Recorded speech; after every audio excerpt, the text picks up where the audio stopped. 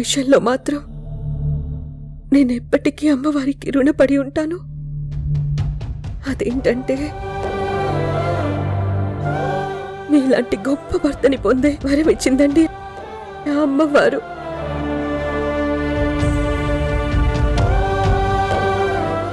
ఏ జన్మలోనైనా మీరే భర్తగా రావాలండి.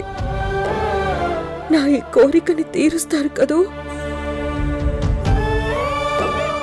సునంద, ఏంటా మాటలు? అమ్మవారు వరమిచ్చింది నీకు కాదు, నాకు. అందుకే నీలాగా ప్రాణంగా ప్రేమించే భార్య నాకు దొరికింది.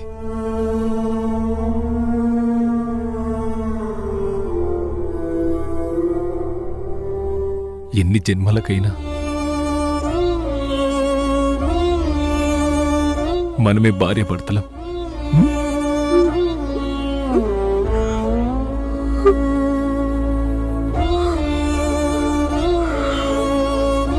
మిమ్మల్ని ప్రాణంగా ప్రేమించే ఈ భార్య ప్రాణాలు కాసేపట్లో పోబోతున్నాయండి. మిమ్మల్ని ఒంటరిగా వదిలేసి వెళ్ళిపోతున్నందుకు నన్ను క్షమించండి.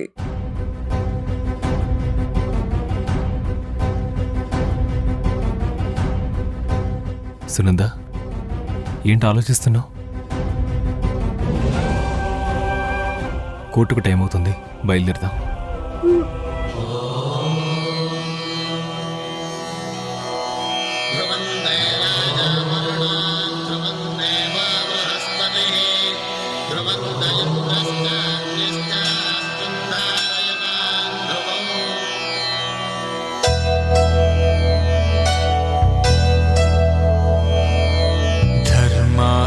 కామములలోన ఏనాడు నీ తోడు ఎన్నడు నే విడిచిపోను. ఈ బాస చేసి కనిండు నూరేళ్ళు నీ నీడనై నిలిచి కాపాడుతాను. నీ నీడనై నిలిచి కాపాడుతాను.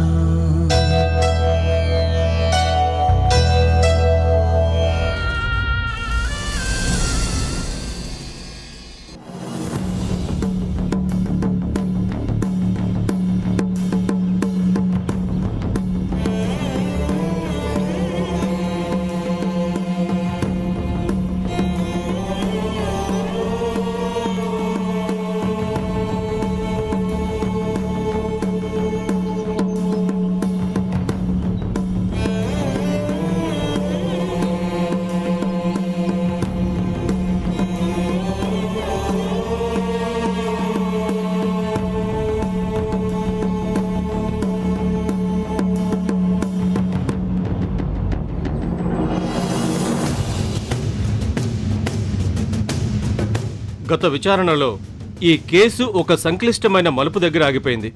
ఆ రోజున మనం కేవలం ఒక పసిబిడ్డ అస్తిత్వం గురించి మాత్రమే కాదు,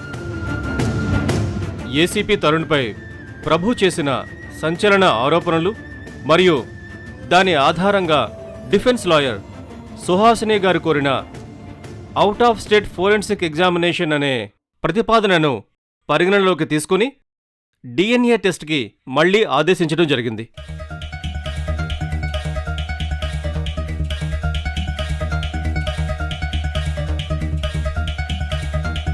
ఇప్పుడు ఆ విచారణను కొనసాగిస్తూ ప్రాసిక్యూషన్ లాయర్ సాంబయ్య గారిని తన వాదన మొదలు పెట్టాల్సిందిగా కోరుకుంటున్నాను. Thank you your honour.